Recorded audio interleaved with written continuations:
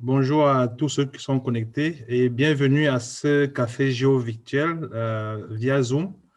Euh, c'est un café géo virtuel qui remplace les cafés géo en présentiel à la librairie Chat. Et ça, c'est la première édition. J'espère que vous allez adorer. Et cette première édition est dédiée à l'énergie et à la dynamique de la transition. Donc, du coup, nous avons aujourd'hui une thématique intitulée Dépendance énergétique et dynamique de transition. Regard croisé sur un territoire urbain à Metz et un territoire insulaire en Martinique. Nos deux intervenants ce jour sont deux docteurs, le docteur Carole Werner et docteur François Horry. Donc, le docteur Carole Werner est docteur en géographie, aménagement de l'espace et urbanisme. Elle travaille sur les politiques climatiques, énergie et climat à l'échelle locale en France et en Allemagne. Actuellement, elle est à terre, attachée temporaire d'enseignement et de recherche au sein du génie urbain de l'université Gustave Eiffel. Et le docteur François Horry est docteur en géographie.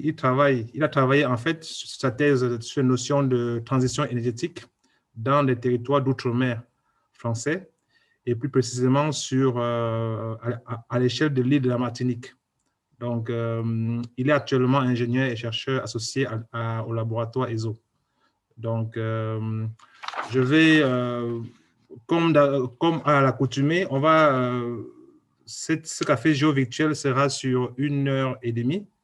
Et les deux présentateurs ou deux intervenants vont présenter pendant une vingtaine, trentaine de minutes chacun. Et après, il y aura des questions-réponses. Donc, j'appelle tous ceux qui sont présents d'abord à couper leur micro et attendre les questions-réponses pour intervenir, ou bien à mettre leurs questions dans la partie discussion et forum pour qu'on puisse les avoir avant la fin de l'intervention et qu'on puisse discuter sur les questions qu'ils auront mis dans cet espace de discussion. Donc, sur ce, je passe la parole à François pour qu'il introduise d'abord certains concepts avant les deux présentations. Donc, François, tu as la parole. Merci Richard, je vais partager la présentation.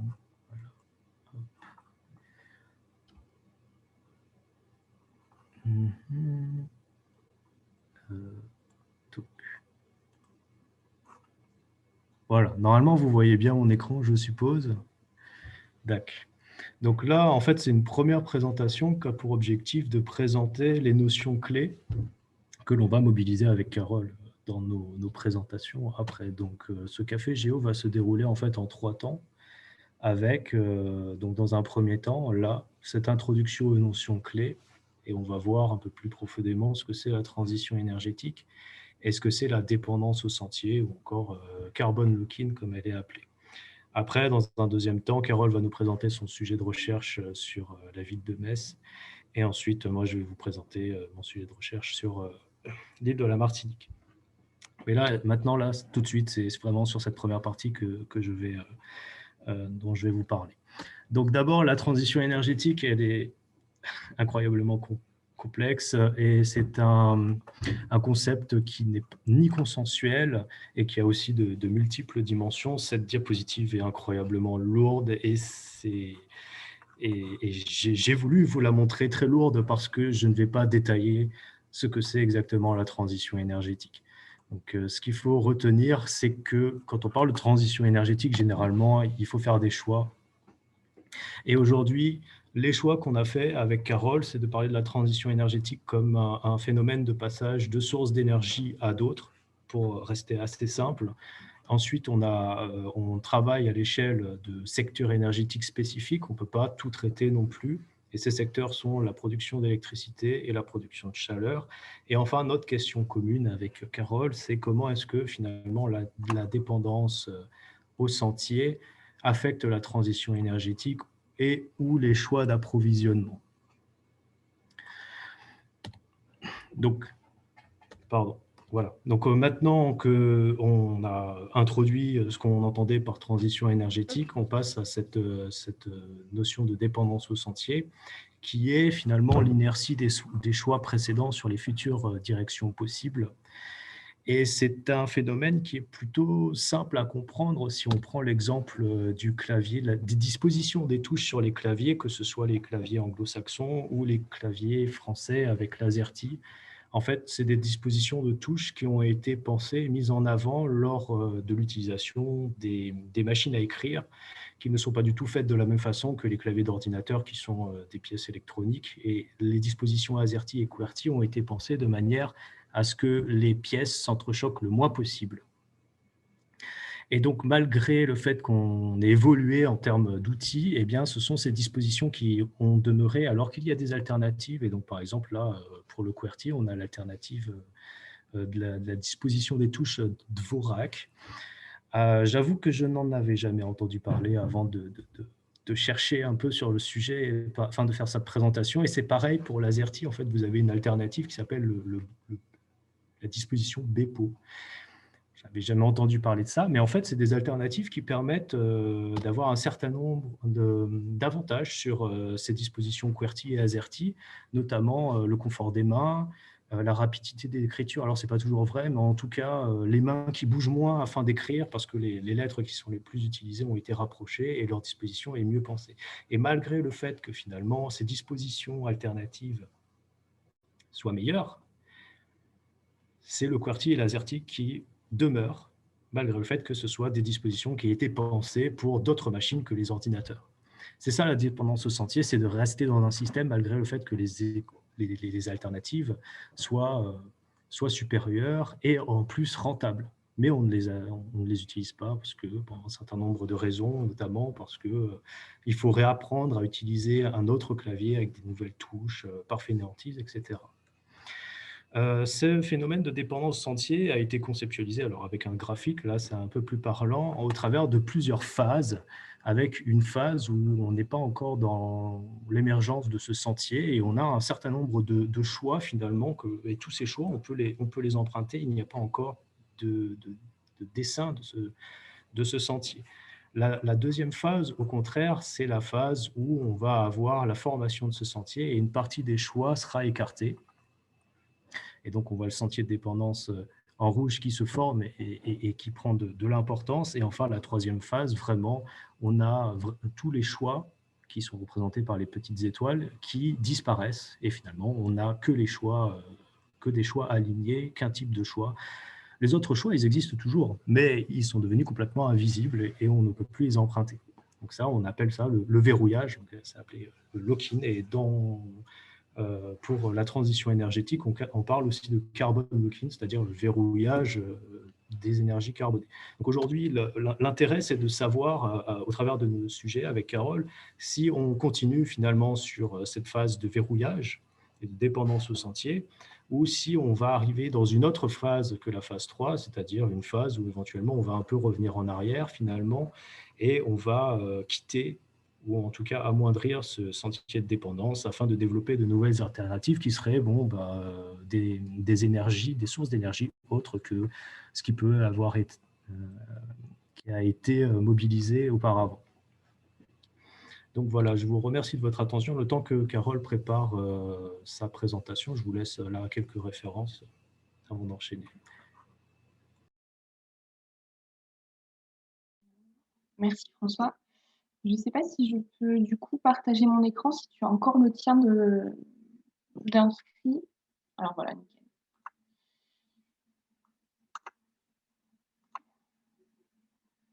Alors normalement, vous devez voir mon écran si tout fonctionne bien.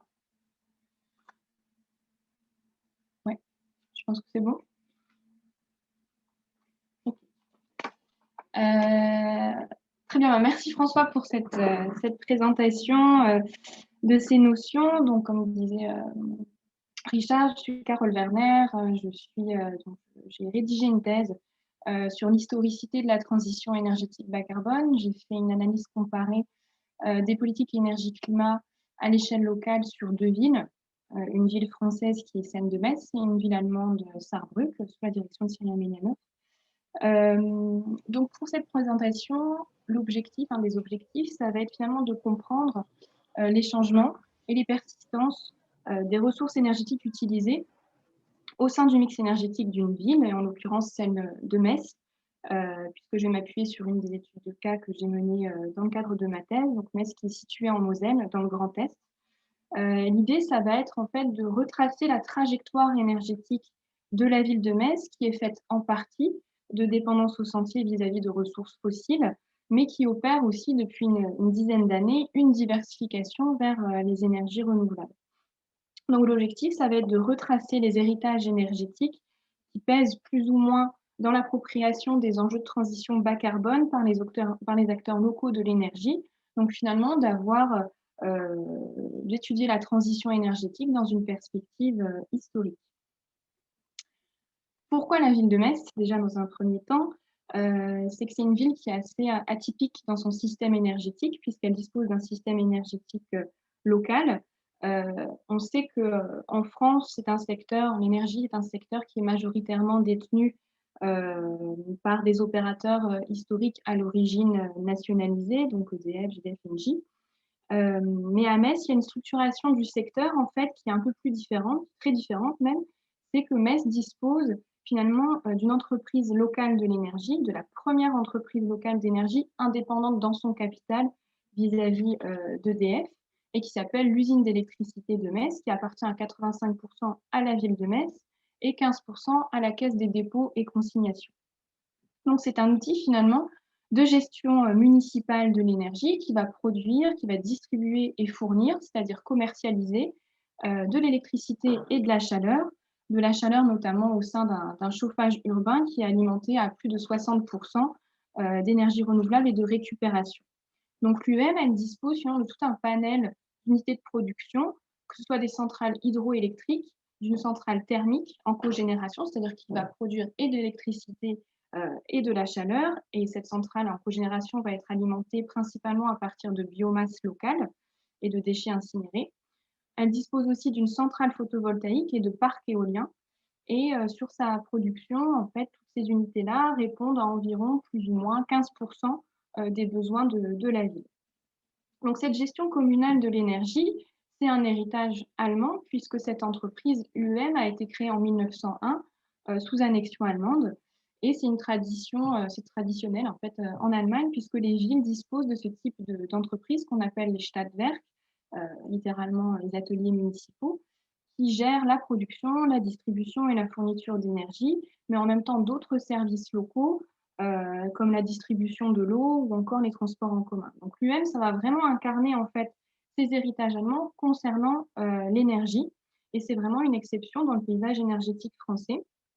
Une spécificité à Metz qui a très souvent été défendue par la municipalité, puisque c'est un peu une poule aux œufs d'or en fait, puisque les bénéfices de cette gestion de l'énergie, eh bien, ils sont réinjectés dans l'économie locale, puisqu'en moyenne, et ça participe en fait à l'enrichissement de la ville, puisqu'en moyenne, c'est 8 millions d'euros qui sont reversés par an à la ville. Et on verra que c'est le volet productif qui a toujours un peu intéressé l'entreprise et la municipalité, puisque c'est le plus lucratif. Donc, on reviendra dessus. Sur le volet un peu géographique, finalement, Metz dispose aussi de ressources de proximité, comme les forces hydroélectriques de la Moselle, mais aussi elle se situe à proximité d'un bassin, de l'ancien bassin houiller Saint-Roch-Lorrain, où justement ce charbon issu de ce bassin houiller a rapidement été utilisé pour produire de l'électricité à Metz. Et ce qu'il faut dire aussi, c'est que le charbon lorrain, c'était vraiment une source de richesse pour la région. On lui a attribué aussi beaucoup de valeurs positives, de représentation commune, culturelle. Et c'était vraiment un symbole aussi de la reconstruction de la région, mais aussi de la France. Donc il y a eu un attachement après-guerre. Donc il y a vraiment eu un attachement en fait à cette ressource locale au XXe siècle à Metz. Donc, on va voir finalement, dans le cadre de cette présentation, que le choix énergétique, ça va entraîner des sentiers de dépendance à certaines ressources, mais que ces dépendances aux sentiers, eh bien, elles s'analysent aussi à l'aune de certaines logiques d'autonomie et d'indépendance vis-à-vis d'EDF. J'y reviendrai de toute manière dans la présentation. Donc finalement, juste pour dire qu'on étudiera deux types de dépendances, des dépendances à certaines ressources, mais aussi des logiques d'indépendance vis-à-vis de certains acteurs. Donc on va débuter cette trajectoire énergétique de la ville de Metz à partir du 19e siècle par l'électrification du territoire.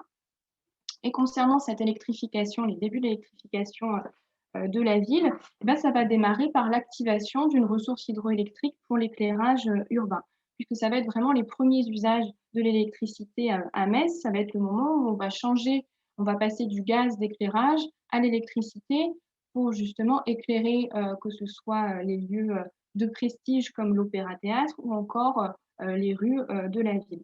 Donc l'idée, c'est qu'en fait, cet éclairage au gaz, eh bien, il comportait des risques, notamment au sein de l'Opéra-Théâtre, qui menaçaient de brûler par ce type d'éclairage.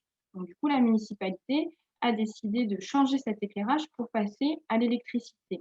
Et considérée comme une ressource pure et propre, cette électricité, elle va être produite par deux turbines hydroélectriques qui étaient installées en 1887 sur le Moulin des Thermes, dont on voit une photo en haut à droite, qui est situé en fait au cœur de Metz, sur un bras de la Moselle. Et ainsi, donc, il va alimenter cet opéra-théâtre, mais il va aussi alimenter 20 lampes au sein de la ville en courant continu. Et Metz va devenir à cette période-là une des premières villes au monde qui va être éclairée à l'électricité. Donc, au tout début de l'électrification, on voit que ça se fait par l'hydroélectricité, mais on va rapidement se tourner vers le charbon pour en fait mener l'électrification des transports en commun, et notamment du tramway. Il faut savoir qu'au tournant du XXe siècle, la morphologie de la ville de Metz va changer, puisqu'on va modifier, on va détruire en fait certains anciens remparts. Et en fait, grâce à cela, la ville va pouvoir s'étendre. Et de cette manière, avec cette nouvelle configuration urbaine, eh bien, la ville va être obligée d'abandonner finalement ces tramways à traction animale qui devenaient vraiment insuffisants dans la nouvelle configuration de la ville et va se tourner en fait vers l'électrification des transports. Et pour cela, en fait, les deux petites turbines qui tournaient au sein du Moulin des Thermes vont être insuffisantes et on va construire une centrale thermique au Pont-de-Siffroy avec deux chaudières qui vont être alimentées à partir du charbon issu des mines du nord-est de la Moselle. Donc la fin de la construction de la centrale est faite en 1901 et ça va marquer la naissance de l'UEM, de la Stadtwerke UEM, comme outil de production énergétique qui va appartenir à la ville. Donc là, à partir de cette période-là, on voit un peu une matérialisation d'un approvisionnement énergétique qui se fait à partir de charbon. Ça va donner une première balise au sentier de dépendance au charbon de proximité. Mais finalement, le charbon n'est pas la seule trajectoire énergétique de la ville. En parallèle, on va également développer l'hydroélectricité.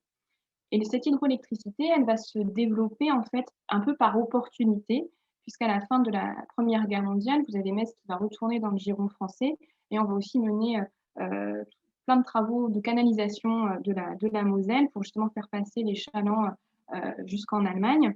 Et ces travaux de canalisation de la Moselle vont en fait offrir la possibilité à l'UEM de construire une nouvelle centrale hydroélectrique sur la Moselle. Elle va justement profiter de ces travaux. Et on va la centrale d'Argancy qui va tout de suite donner d'excellents résultats de productivité chaque jour. Donc là encore, on est sur un approvisionnement mixte entre hydroélectricité et charbon, juste avant la Seconde Guerre mondiale. Et après la Seconde Guerre mondiale, on va voir que l'UEM va renouveler son attachement à ses ressources locales pour exister dans un nouveau paysage énergétique qui va être largement conçu à l'échelle nationale. Donc là, je vais vous donner quelques éléments de contexte, parce qu'après-guerre, finalement, en 1946, ça va être la naissance de DF-GDF, ça va être la nationalisation du secteur. C'est-à-dire que l'État français va regrouper au sein de deux entreprises nationales toutes les sociétés énergétiques qui existaient.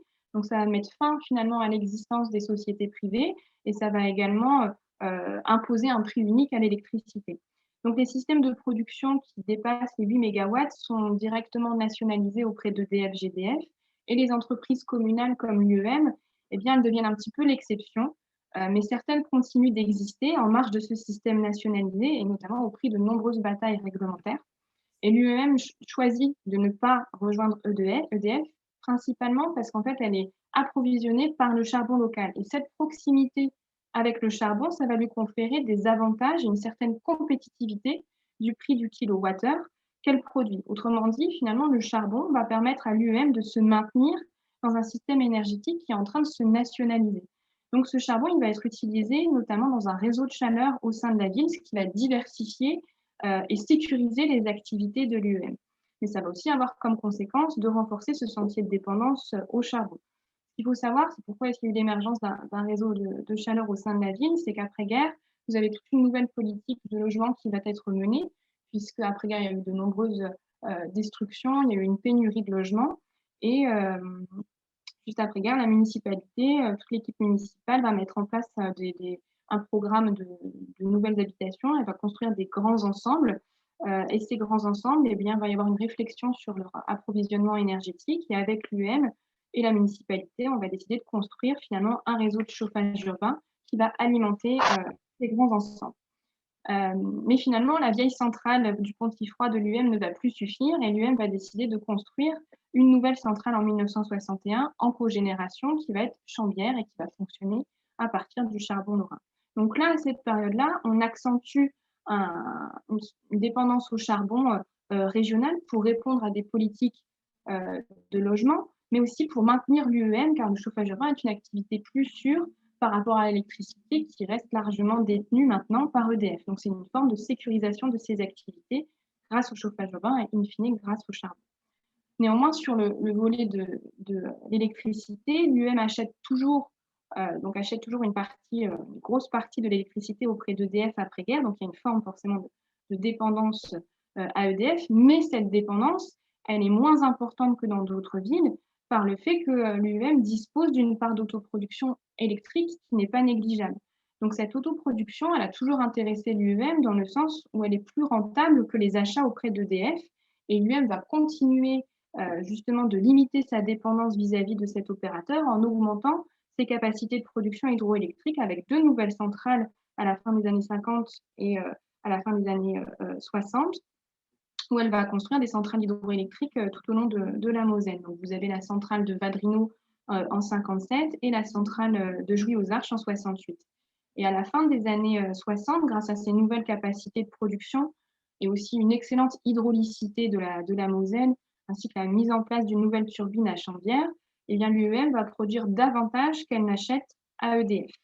Donc grâce à cette production endogène, qu'elle soit hydroélectrique ou charbonnière, on voit un peu que l'UEM arrive à se détacher d'une dépendance vis-à-vis d'EDF. Et ça, on le voit sur le graphique, notamment à droite. Donc ce jeu de dépendance finalement à la ressource fossile, donc quand on parle du charbon, ça doit se comprendre aussi conjointement avec cette quête d'indépendance vis-à-vis de l'opérateur national. Sur une période plus récente, en quelque sorte, parce que là, je parlais vraiment de ce qui se passait fin du 19e jusqu'aux années 60, il va y avoir une période un peu plus complexe pour les ressources locales traditionnellement utilisées à Metz, puisqu'à partir des années 60, on va voir qu'il va y avoir finalement un déclin général du charbon lorrain à cause des charbons importés qui sont plus compétitifs, mais aussi du pétrole bon marché qui abonde sur le marché justement. Et il y a aussi la découverte d'un gisement européen de gaz naturel au nord des Pays-Bas en 1959. Et finalement, ça modifie un petit peu toute la donne de la géopolitique de l'énergie et ça va avoir des impacts sur les politiques énergétiques nationales, mais aussi sur des répercussions sur le mix énergétique messin. Donc à l'UEM, on s'attend à une fin du charbon lorrain, mais finalement sans forcément avoir une domination pétrolière. Fin des années 60, en fait, l'UEM va continuer un petit peu de négocier son charbon lorrain auprès des houillères,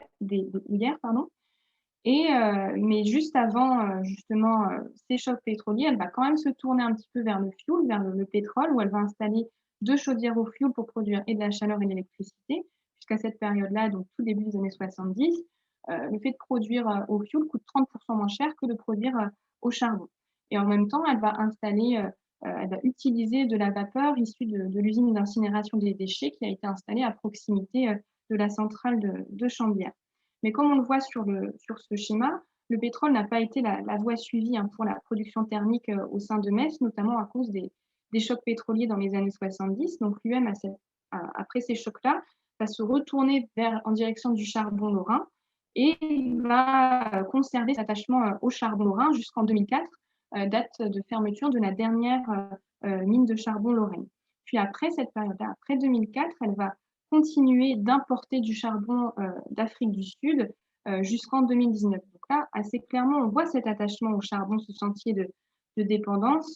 Mais en même temps, c'est un début d'une période où on observe aussi une diversification petit à petit des sources énergétiques utilisées. On voit finalement une addition de nouvelles sources d'énergie primaire, notamment avec la vapeur issue de l'incinération des ordures ménagères, puis plus tard, dans les années 90, avec justement un grand investissement au sein d'une turbine à gaz. Et c'est justement cette perspective de la fermeture des mines de charbon en Lorraine, ainsi que les chocs pétroliers qui vont justement mener à cette diversification des sources énergétiques. Et ce choix du gaz, qui va être assez important à partir des années 90, ça coïncide avec la nécessité de renouveler les chaudières à chambière qui devenaient vieillissantes. Donc, on va se tourner vers le gaz pour cette raison-là, mais aussi parce qu'il y a une directive européenne qui venait également d'autoriser l'utilisation du gaz pour générer de l'électricité.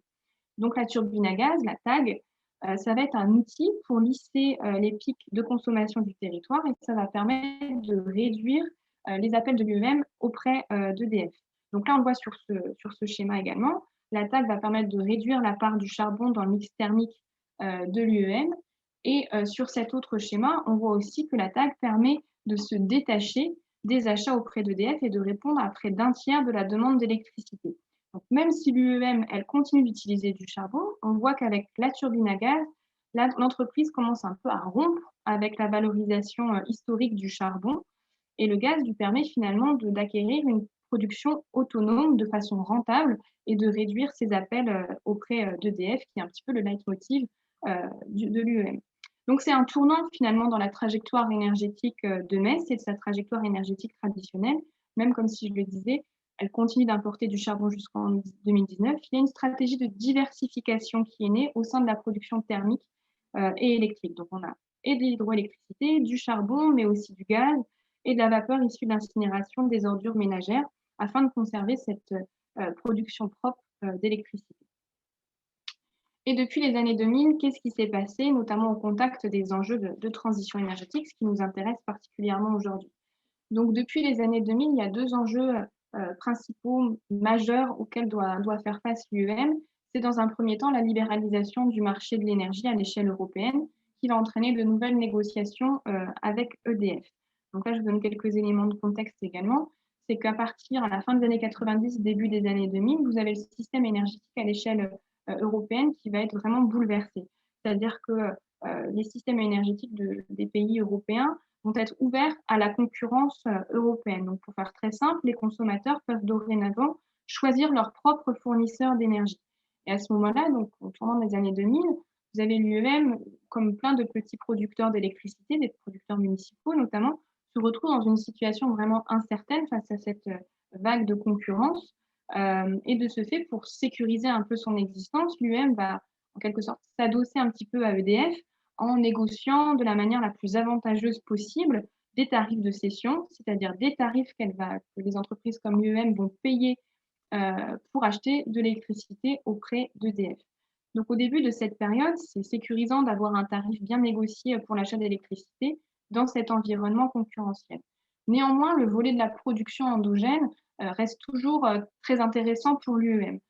Il va y avoir justement des nouveautés qui vont s'établir et on va voir justement au contact des enjeux de transition énergétique un renouvellement de l'attachement à la ressource régionale, mais cette fois-ci par le biais de la biomasse. En 2008, vous allez avoir l'UEM qui va répondre à un appel à projet de la CRE, de la Commission de régulation de l'énergie, sur la biomasse, puisqu'elle va proposer en fait une unité biomasse au sein de la centrale Chambière. Donc, on voit encore un petit peu cette valorisation de la ressource locale qui est vraiment dans le sillon historique de l'UEM. Et par cet appel d'offres, elle peut aussi s'appuyer sur des tarifs de rachat intéressants et assurés sur 20 ans pour la CRE. Donc, on est encore dans un contexte de libéralisation et ces tarifs vraiment assurée par la CRE, c'est assez rassurant en fait pour une entreprise comme l'UM. Donc l'UM va répondre à cet appel à projet, elle va être choisie par la CRE pour construire cette unité biomasse de 45 MW en 2013 et pour 50 millions d'euros, avec un rendement très intéressant de 80% grâce à la cogénération. Il y a très peu de déperdition finalement énergétique au sein de cette centrale. Donc la ressource locale, elle est valorisée, comme je le disais, le bois il est issu d'exploitation locale, de proximité à moins de 100 km à la ronde. Et le réseau de chauffage urbain de Metz devient un des plus grands de France, alimenté avec plus de 60% d'énergie renouvelable. Donc l'unité biomasse, elle évite aussi un rejet de 57 000 tonnes de CO2 par an et alimente environ 20 000 logements. Donc aujourd'hui, à Chambières, majoritairement, il y a 66% d'énergie renouvelable et 33% de gaz. Depuis 2019, comme je disais tout à l'heure, on est aussi sorti du charbon au profit de la biomasse et un petit peu du gaz. Donc il y a vraiment une rupture en fait avec le sentier de dépendance à cette ressource par cette addition successive de sources énergétiques différentes et à la fin finalement renouvelables. Sur le volet électrique, donc toujours pour conserver aussi des marges de production intéressantes pour l'UM et en même temps pour répondre à des enjeux de transition, l'UM va investir dans les énergies renouvelables, mais va aussi sortir de son territoire d'origine pour trouver des marges de production intéressantes à partir des renouvelables. Je m'explique, c'est surtout par rapport au photovoltaïque, parce qu'elle va avoir une production renouvelable extraterritoriale concernant le photovoltaïque. Parce qu'en fait, il y a une forme un peu d'héliotropisme dans cette logique-là, c'est-à-dire que l'installation de panneaux photovoltaïques est bien plus intéressante dans le sud de la France qu'en Lorraine. Et c'est dans cette logique de rendement que l'UM va justement répondre à un appel d'offres pour installer à la phare Les Oliviers, donc à proximité de Marseille, une centrale photovoltaïque en 2013 qui fait 18 000 panneaux photovoltaïques d'une puissance de 4,5 MW. Concernant l'éolien, on est dans une autre logique de proximité où justement l'UM fin de 2014 va faire l'acquisition de plusieurs parcs éoliens, donc notamment 5 éoliennes d'une puissance de 10 MW situées au nord de la Meurthe-et-Moselle qui vont être achetées par l'UM, ce qui va porter la capacité de production d'énergie renouvelable de l'UM à équivalent 10% des besoins électriques de la ville de Metz. En 2018, elle va aussi faire l'acquisition de parcs éoliens en Moselle-Est avec 18 éoliennes qu'elle va acheter d'une puissance de 36 MW.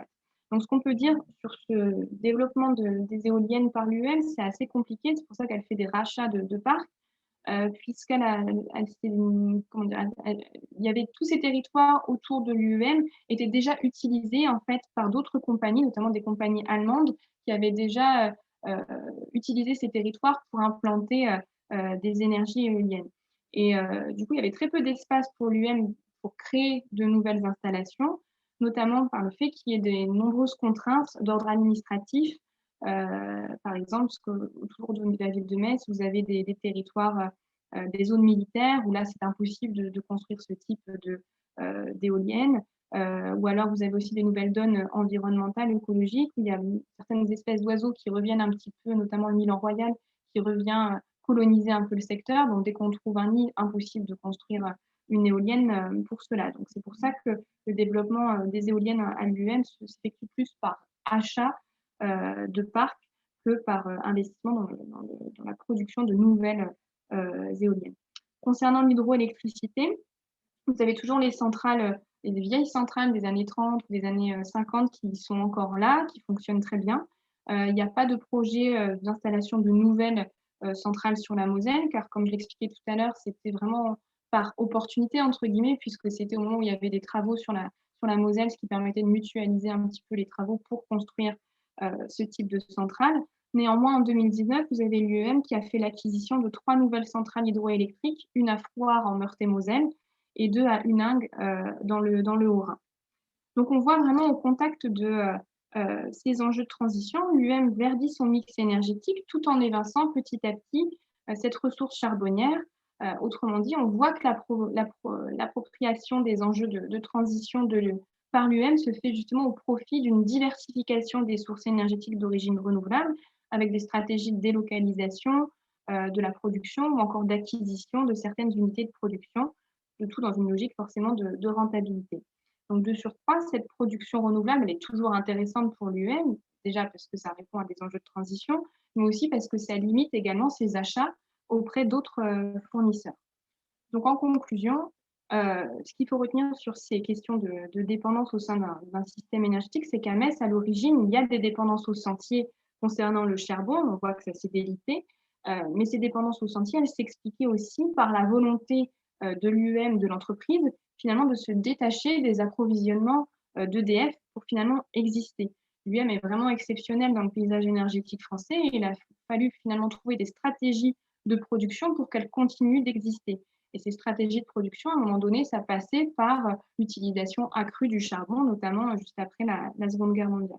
Donc, il y a cette quête d'émancipation vis-à-vis de l'opérateur historique qui a été recherchée par l'UM et qui est toujours recherchée via le développement de ressources locales, comme le charbon, initialement le charbon.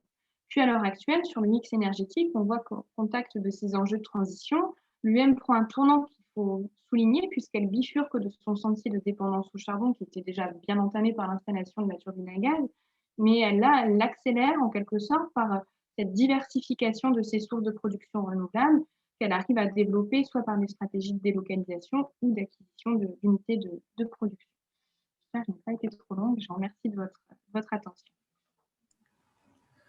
OK. Merci Carole. Merci pour cette brillante présentation. On retient vraiment que la ville de Metz a vraiment oscillé, a une trajectoire assez en dents de scie, avec toujours le charbon qui revient, du gaz, de l'éolien, de l'électricité, et que cette ville est vraiment typique avec dans une zone assez productrice de charbon et au contact avec l'Allemagne qui a beaucoup influencé aussi l'installation de types d'énergie sur la place. Donc, on va laisser comme ça, préparer vos questions. On va laisser la parole à François pour continuer. Comme ça, les questions viendront à la fin et on pourra discuter plus en détail sur la présentation de Carole. François, tu as la parole, s'il te plaît. Merci Richard. Normalement, on voit ma présentation. Oui, on la voit. C'est bon. Okay. Donc, de mon côté, je vais présenter la situation sur l'île de la Martinique avec comme dépendance au sentier l'utilisation de l'énergie pétrolière afin de produire de l'électricité. Donc, cette présentation a pour objectif de répondre à la question suivante: comment l'organisation historique de cette production d'électricité par le pétrole affecte la transition énergétique sur l'île de la Martinique. Et pour répondre à cette question, on va procéder en 3 temps. Dans un premier temps, nous allons voir que la pétrodépendance, finalement, on va se demander plutôt si c'est une spécificité insulaire, une spécificité de l'outre-mer français ou vraiment une spécificité peut-être martiniquaise.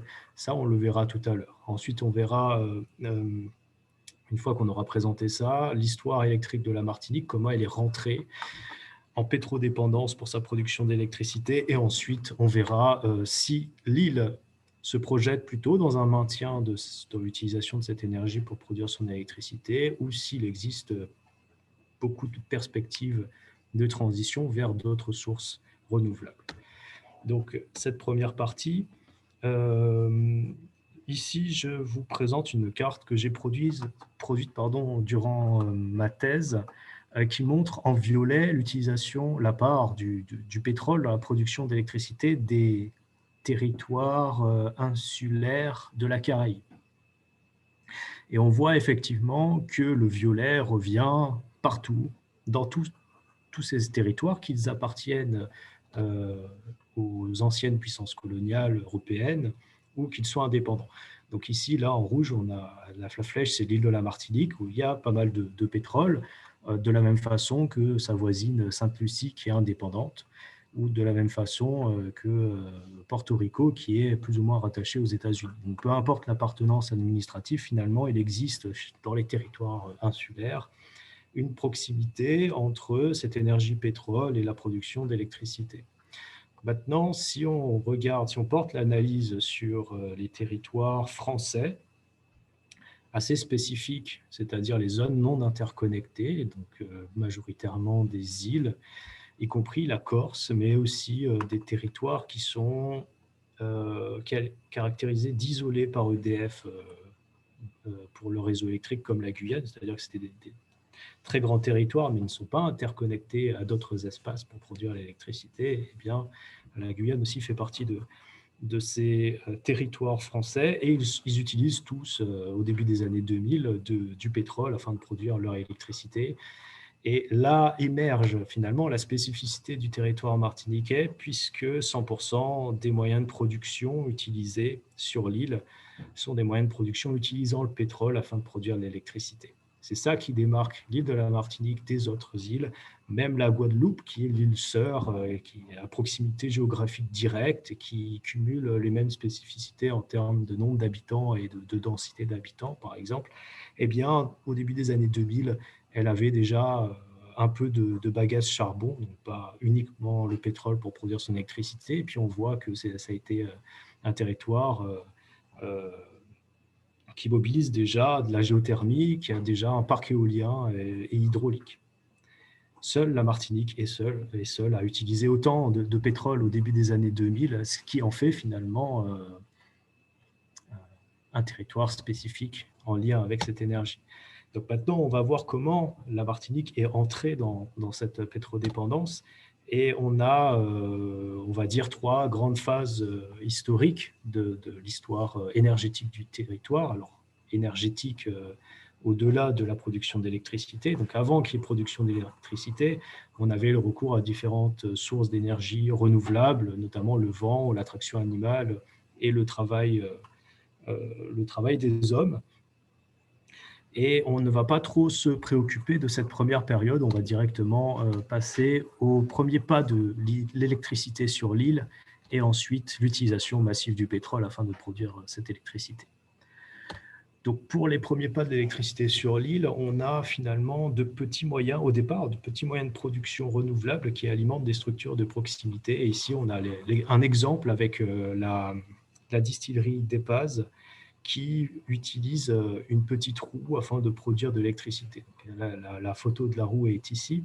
Et donc là, la roue est à proximité directe de l'habitation, qui est un lieu de consommation de cette électricité, mais aussi de la distillerie qui est située derrière les arbres là-bas, qui est tout près aussi. Donc les lieux de production sont directement à proximité des lieux de consommation, et ces lieux de production sont vraiment peu nombreux sur l'île. Il y en a un autour des années 1900, il y en a un peut-être autour de Saint-Pierre, et puis un autre à Fort-de-France, dans les lieux de pouvoir administratifs et bourgeois. Et à partir de l'année 1946, où on a la départementalisation finalement du territoire, donc on passe de colonie à département français, on va avoir un changement de régime énergétique pour la production électrique, et là, on va avoir l'électricité. Le développement du réseau électrique et de sa production va être complètement basé sur les produits pétroliers, avec la mise en place d'une raffinerie de pétrole en Martinique qui a pour objectif de rendre les territoires français d'Amérique autonomes en approvisionnement pétrolier. Mais cette infrastructure est en Martinique, ce qui renforce un peu la pétrodépendance du territoire avec les infrastructures, et aussi des grandes centrales au pétrole qui sont mises en place.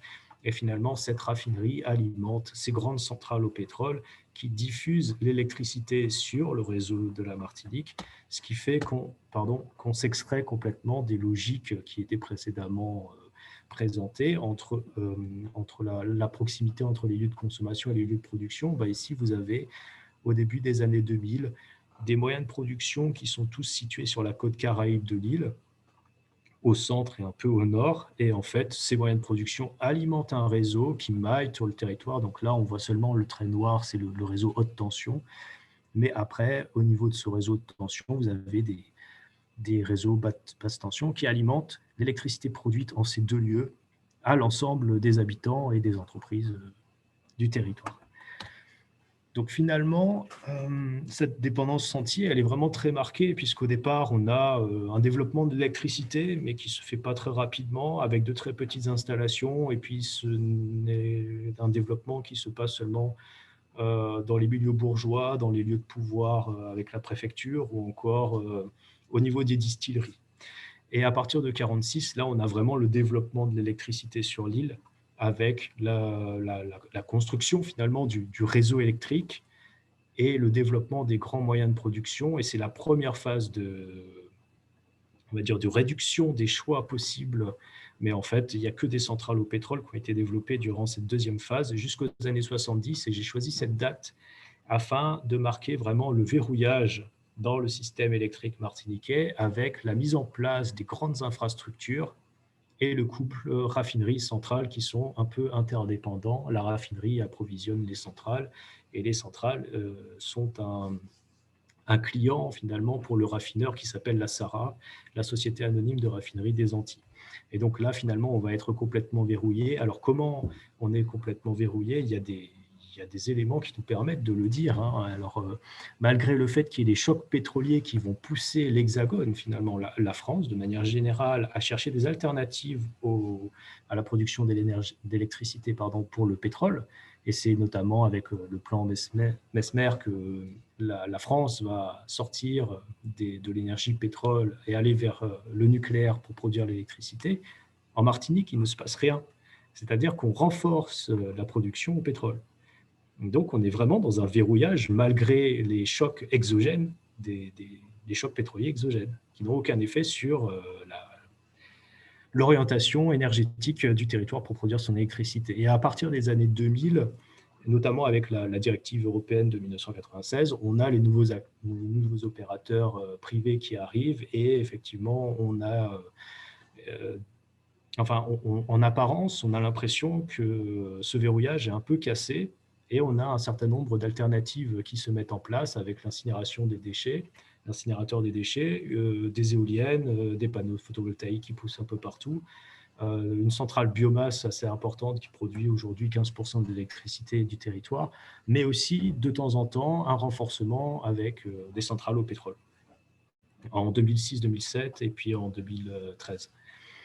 Donc voilà un peu comment se passe cette phase 4. Clairement, on va vers une autre dynamique qu'un simple verrouillage et maintenant on va voir plus en détail comment tout ça se passe.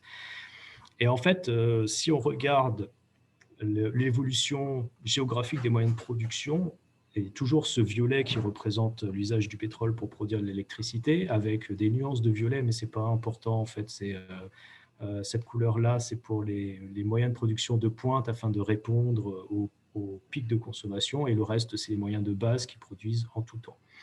Mais il y a du violet partout, il n'y a que du violet. En 2001.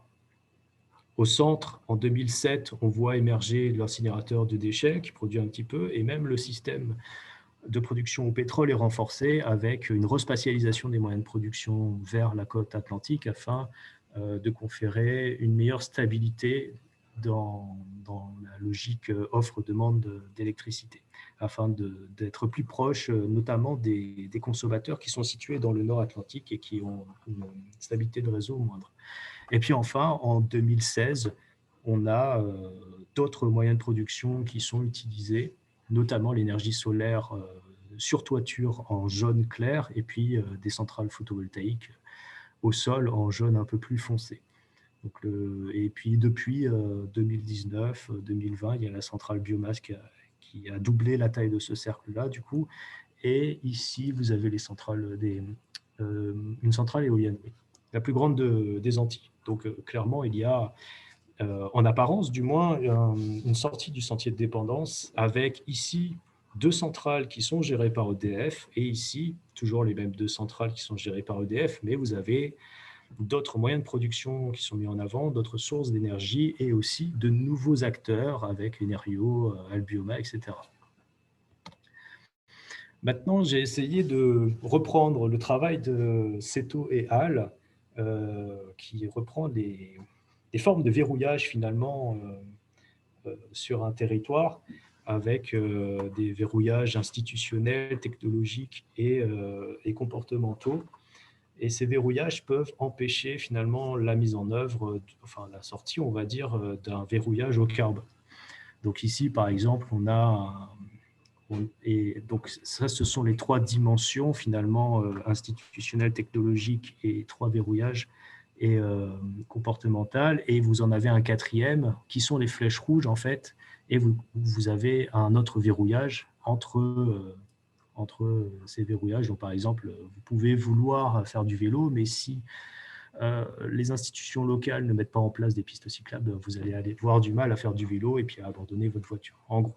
Donc, j'ai essayé de faire la même chose pour la production d'électricité avec un certain nombre de strates, finalement. Et puis, on se rend compte que les centrales thermiques sont au centre et verrouillent toute la transition énergétique puisqu'elles répondent aux logiques off-demand. Il n'y a pas beaucoup de potentiel énergétique en Martinique, donc ça, je ne l'ai pas forcément indiqué, mais en fait, c'est le territoire d'outre-mer qui a la plus faible variété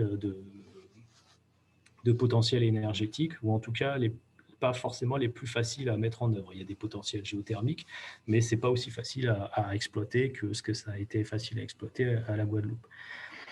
Les centrales thermiques dépendent de la raffinerie, donc tout ça, ça se verrouille, et il y a le réseau. Elles permettent de répondre aux pics de consommation, ce que ne permettent pas forcément de faire les énergies renouvelables intermittentes. De la même façon, la péréquation tarifaire verrouille tout, parce que si vous avez des chocs exogènes tels que les pics pétroliers qui augmentent fortement le coût de l'électricité, en fait, la péréquation tarifaire, c'est quoi? C'est très simple. Ça permet de lisser le coût de l'électricité pour le consommateur à l'échelle nationale. Donc, ça veut dire qu'en fait, en Martinique, on paye l'électricité au même prix que ce qu'un Breton paye, en fait. Voilà, tout simplement. Donc, le pic pétrolier n'a aucun effet sur la facture électrique du Martiniquais, et donc il n'y a pas forcément aussi forcément d'intérêt électoral, parce que si vous faites baisser finalement le coût de production local, vous n'allez pas faire baisser le prix de l'électricité acheté par les gens, et donc il n'y a pas forcément une très grosse politique énergétique au niveau local qui est développée. De la même façon, vous avez l'octroi de mer qui verrouille tout, parce que en 2018, le bilan, les comptes de la collectivité territoriale de Martinique prévoyaient à peu près de financer à hauteur de 20% leur budget avec les taxes sur les produits pétroliers, à plus de 20%. Donc, vous n'avez pas trop intérêt, quand vous basez votre budget de cette façon, à faire une transition énergétique la plus rapide possible, parce qu'il va falloir trouver les fonds ailleurs après, etc., etc. Tout ça est verrouillé, et en fait, tout ça est verrouillé, et si on reprend les acteurs qui sont au centre de ces verrouillages, vous avez vraiment dans les centrales thermiques, en fait, c'est EDF. C'est EDF qui est là et qui verrouille. Éventuellement, vous avez la SARA, mais on va voir que c'est plus compliqué que ça n'en paraît. C'est pas vraiment la dépendance en sentier. La SARA y est, mais qu'avec un seul pied. Et vous avez bien sûr l'État qui, par ce mécanisme de péréquation tarifaire, malheureusement, participe à tout ce verrouillage. Donc, en fait, là, on va lister un certain nombre d'éléments qui vont nous permettre de dire comment est-ce que la Martinique reste dans un phénomène de dépendance au sentier, et où on est verrouillé autour de la production d'électricité à base de pétrole, ou est-ce qu'on va vers une sortie? Et donc, j'ai listé un certain nombre d'acteurs et l'évolution de leur rapport à cette production de l'électricité. Donc, par exemple, vous avez EDF, donc l'acteur historique, qui a dit en 2013 qu'il n'avait pas vocation à investir dans la géothermie. Donc, d'accord, très bien. Et à ce moment-là, EDF se retire du projet régional à la Dominique, l'île, en fait, une île indépendante qui a énormément de potentiel en géothermie et qui est située entre la Martinique et la Guadeloupe. Et en fait, le projet de géothermie à la Dominique aurait pu permettre de rendre cette île autonome en production d'électricité, en plus d'exporter les surplus de production d'électricité géothermique vers la Guadeloupe et vers la Martinique. Mais bon, EDF est sorti du projet. Et ensuite, en disant qu'ils n'ont pas vocation à investir là-dedans, bien sûr, mais après, ils mettent en route Bellefontaine 2 en 2013, progressivement de 2013 à 2014, et puis ils mettent aussi en route Pointe-Jarry en Guadeloupe, et puis l'autre centrale en Corse aussi. Tout ça, c'est des centrales au fioul. Donc voilà, en fait, le sentier de dépendance, il est maintenu par EDF, techniquement, et ça, c'est vraiment très clair. Ensuite, si on prend l'exemple de la Séchilienne SIDEC, qui est un ancien charbonnier et qui a mis en route Galion 1 en Martinique, donc c'est la centrale au fioul qui est positionnée du côté atlantique, hein, quand on a vu la respatialisation. Donc certes, c'est une centrale au fioul, Et dans les années 2012 à peu près, la séchinienne SIDEC décide de changer de stratégie et de se renommer en Albioma pour Alternative Biomasse.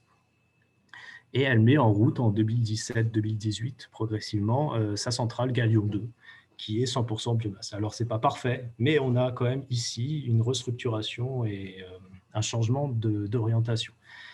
C'est pareil pour la SARA, finalement, puisque c'est un acteur historique pas de l'électricité, mais de l'énergie, puisqu'il raffine du pétrole brut, il le raffine aux normes européennes pour les consommateurs locaux, y compris les SARA, les centrales, pardon. Et finalement, malgré le fait qu'ils aient mis en route des turbines au fioul à la fin des années 90, plus récemment, ils ont mis en route un certain nombre de projets renouvelables, notamment une pile à hydrogène, parce que les raffineurs produisent de l'hydrogène en séparant les éléments des hydrocarbures. Ils ont un excès d'hydrogène et ils l'utilisent dans une pile à hydrogène qui va leur permettre de développer des compétences dans cette filière hydrogène. Et ils ont créé donc leur pôle énergie nouvelle de la SARA et ils sont en cours finalement d'hybridation de l'activité en basculant petit à petit vers ce qu'ils appellent les énergies nouvelles. Ce n'est pas forcément 100% renouvelable, mais en tout cas, ce n'est plus 100% fuel, ça c'est sûr. Donc ils ont identifié finalement la transition énergétique comme une menace pour leur activité historique et ils font, à l'avenir, en fait, c'est clair qu'ils vont faire les deux, quoi. Ils vont faire du pétrole parce que c'est leur activité historique, mais ils vont aussi faire autre chose pour assurer leurs arrières. Et enfin, vous avez le